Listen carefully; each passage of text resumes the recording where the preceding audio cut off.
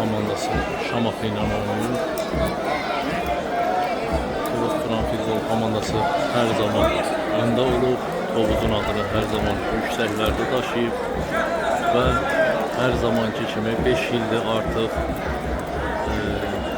hər oyunun 44-cü dəqiqəsində Tovuzda şəhidlərimiz 1 dəqiqə sükut olunur. Bugün də həmişəki kimi yenə də şəhidlərimiz 1 dəqiqəlik sükut olunacaq. Allah cəmi şəhidlərimizin ruhunu şad eləsin. Gördüyünüz kimi dostlar, qazilərimiz də futbolda iştirak edirlər, tamaşa edirlər.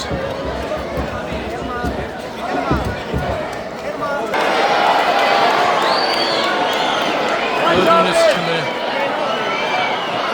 böyük bayraq açıldı.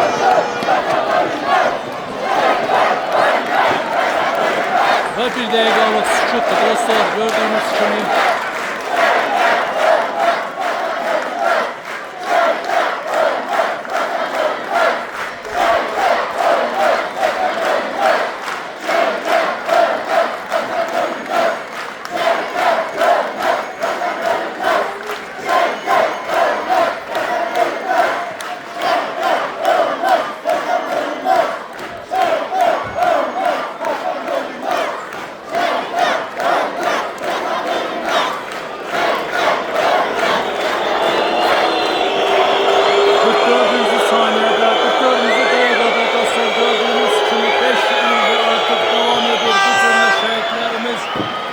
Dördüncü dəqiqədə 44 günlük vətən müharibəsinin 44-cü dəqiqəsidir ki, şəhidlərimiz izləyir, 1 dəqiqəlik sükut edirlər.